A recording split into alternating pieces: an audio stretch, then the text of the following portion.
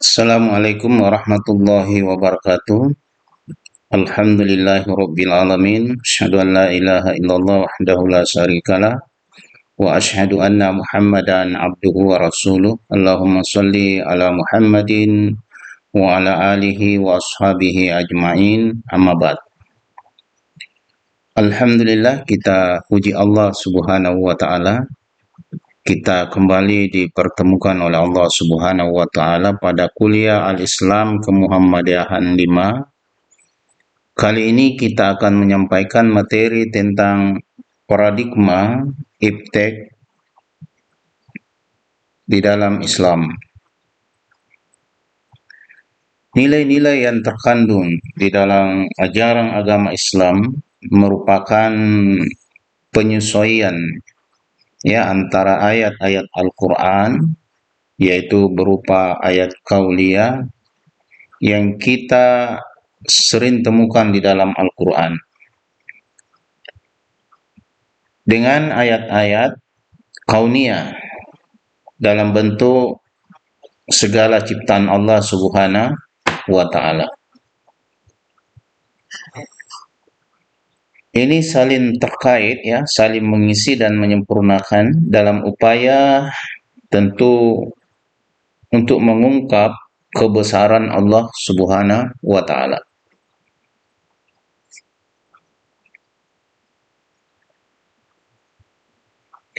Nah, oleh karena itu Islam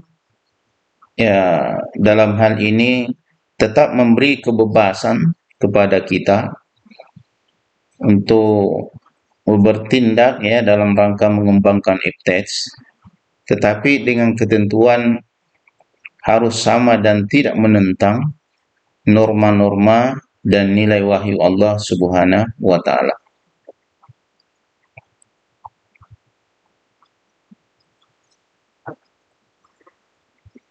Nah, paradigma Al-Quran itu dengan baik dapat dimanfaatkan dengan baik sebagai mode of thought, mode of inquiry yang akan menghasilkan mode of knowing. Nah, Al-Quran menduduki tempat sebagai wahyu Allah Subhanahu wa taala, sebagai mujizat yang diberikan kepada Nabiullah Muhammad SAW, yang tidak bisa disamakan oleh umat manusia. Seperti yang sudah kita ketahui bahwa Al-Quran menjadi pedoman hidup bagi setiap muslim dalam menegakkan misalnya keadilan. Innallaha ya'murukum bil adli wal ihsan, dan menyempurnakan kitab-kitab Allah yang diturunkan sebelumnya, sehingga Al-Quran memiliki nilai-nilai yang abadi.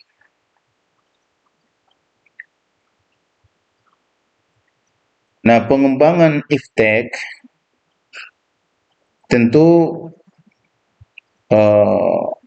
tidak boleh terlepas dengan nilai-nilai Islam. Kenapa? Karena Al-Quran yang menjadi satu-satunya kitab suci sekaligus mujizat, insya Allah itu tidak akan ditelan oleh zaman, karena Al-Quran memiliki sifat sebagai kitab suci yang menggambarkan penegasan yang berulang mengenai kekuasaan Allah dalam kitab suci Al-Quran. Nah, Al-Quran itu berisi fakta-fakta yang berdasar pada ilmu pengetahuan yang selaras dengan penemuan manusia.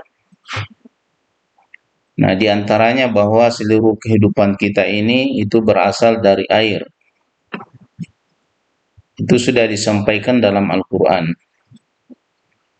Nah, alam semesta terbentuk atas gumpalan gas. Kalau di dalam Al-Quran itu disebut ad-dukhan. Kemudian ukuran matahari dan bulan adalah sama dan berdasarkan perhitungan yang sesuai. Dan oksigen yang terkandung di udara akan berkurang apabila berada di tempat yang tinggi. Ini semua ada di dalam Al-Quran.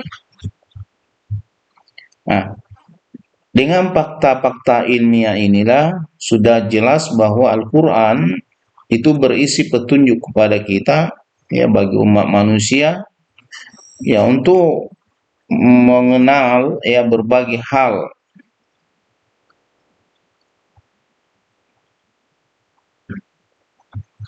Nah, oleh karena itu, ya, dengan petunjuk-petunjuk yang ada di dalam Al-Quran, seharusnya kita harus berusaha memecahkan berbagai permasalahan keilmuan dalam kehidupan kita, ya, atas dasar berlandaskan ajaran Al-Quran.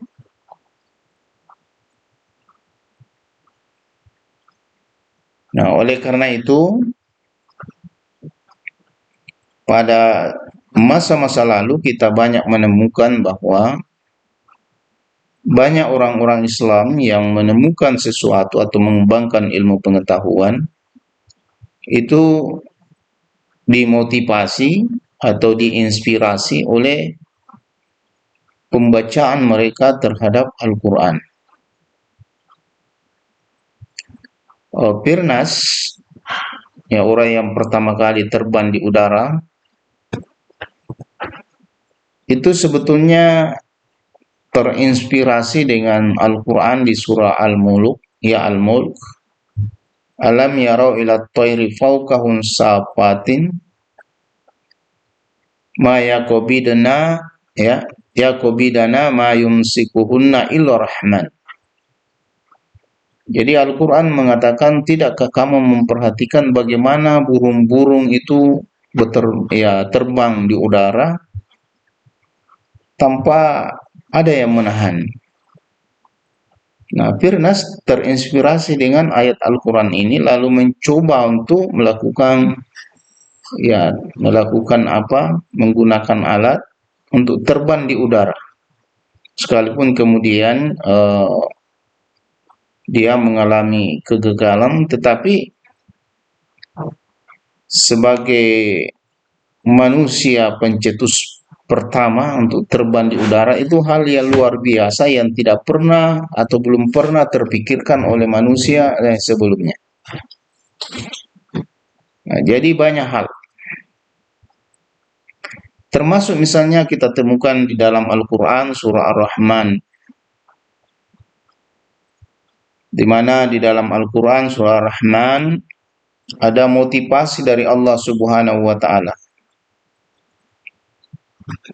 Di situ disampaikan, ya ma'asaral jinni wal ins in istata'tun an tanfuzu min aqtaris samawati wal ard famfuzu la tanfuzuna illa bisultan. Di situ ada motivasi dari Allah Subhanahu wa Ta'ala untuk menjelajahi alam semesta ini,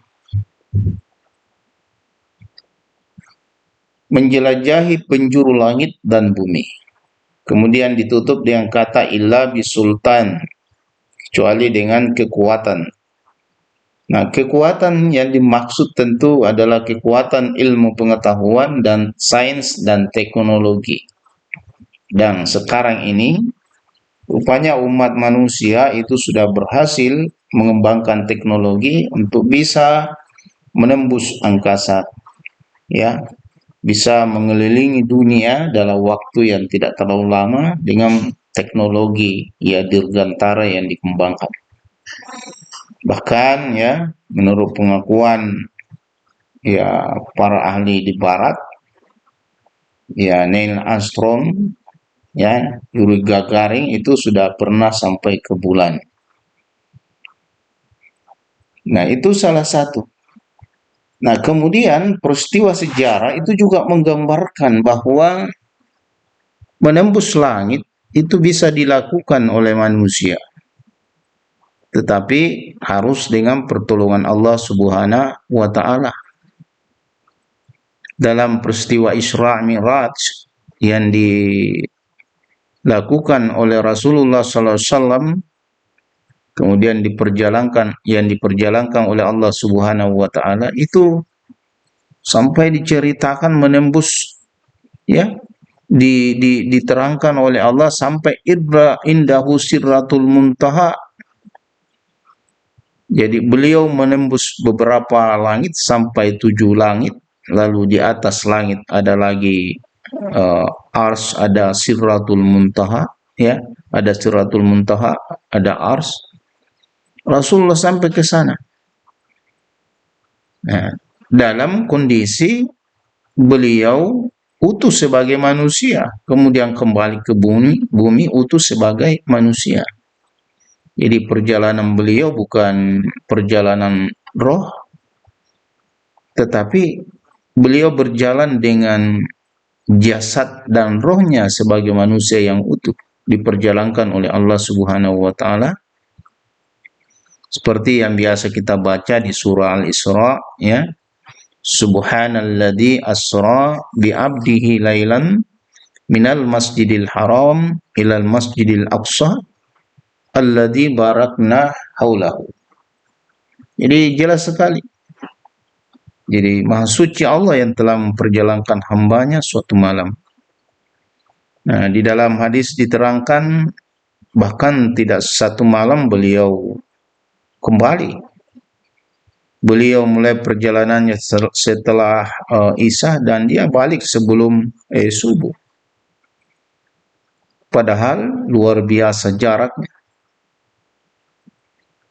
Nah, oleh karena itu, ini ada satu contoh bahwa manusia sesungguhnya bisa mengembangkan ilmu dan teknologinya untuk sampai menembus ke langit, tapi tentu dengan kekuatan tadi. Cuma memang ketika teknologi ini dicapai, arahnya harus mengarah bagaimana membesarkan Allah Subhanahu wa taala. Bagaimana maksud saya mengenal kebesaran Allah Subhanahu wa taala. Bukan justru dengan penemuan teknologi justru semakin jauh dari Allah Subhanahu wa taala. Nah, inilah beda paradigma pengetahuan dalam Islam. Jadi pengembangan iptets di dalam ilmu pengetahuan itu dalam rangka mengenal kebesaran Allah Subhanahu wa taala. Bukan semata untuk mengembangkan iptek, ilmu pengetahuan, teknologi dan seni, tetapi dengan ilmu pengetahuan yang dimiliki oleh manusia diharapkan mampu semakin dekat kepada Allah Subhanahu wa taala. Qaribun minallah. Nah, itulah yang diharapkan dari para cendekiawan kita. Bukan semakin sombong, semakin congkak, yang menantang Allah Subhanahu wa taala. Karena pada hakikatnya semua ilmu yang kita dapatkan, terutama ilmu-ilmu eksakt yang berhasil digali, itu semua berasal dari sunnatullahnya Allah. Karena Allah lah yang telah menciptakan semua di alam raya ini, lalu manusia mampu mengungkap rahasia-rahasianya itu, lalu kemudian menjadi teori, menjadi ilmu pengetahuan, dan kemudian diterapkan biasa dalam bentuk teknologi. Jadi seperti itulah. Nah, inilah bedanya pengembangan iptet di dunia barat yang sangat menekankan materialisme, sehingga melahirkan cendekiawan liberal, yaitu cendekiawan yang tidak mengakui eksistensi Allah Subhanahu wa taala. Malah mereka memisahkan antara ilmu pengetahuan dengan agama. Nah, dalam Islam tidak seperti itu.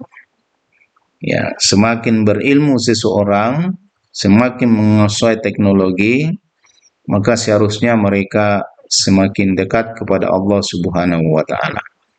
Makanya ada Al-Qur'an yang menyatakan innama yakhsha min ibadihil ulama, bahwa orang yang paling takut kepada Allah Subhanahu wa taala dari golongan hamba-hamba Allah itu adalah seorang yang berilmu pengetahuan, al-ulama'u. Ya, ulama di sini ya bisa ulama syariah, bisa ulama tafsir, ya bisa ulama hadis. Ya, tetapi secara umum adalah ulama adalah orang yang yang berilmu, yang orang yang berpengetahuan. Sehingga sesungguhnya orang yang ahli dalam bidang ilmu-ilmu umum, ya, itu juga seorang ulama. Sehingga diharapkan mereka bisa ya semakin dekat kepada Allah Subhanahu wa taala. Nah, inilah paradigma pengembangan ilmu pengetahuan dan teknologi dalam Islam, sehingga semakin maju manusia, semakin maju teknologi manusia, maka mereka semakin dekat kepada Allah Subhanahu wa taala, karena mereka menyadari bahwa apa yang dia temukan, apa yang dia peroleh, semua berasal dari Allah Subhanahu wa taala. Oleh karena itu, di dalam pengembangannya tidak boleh kemudian melanggar syariah. Harus sesuai dengan nilai-nilai syariah. Saya kira Nanda para mahasiswa cukup perkuliahan kita hari ini, semoga bermanfaat. Saya akhiri, nasrun minallah wa fathul qarib wa basyiril mu'minin. Wassalamualaikum warahmatullahi wabarakatuh.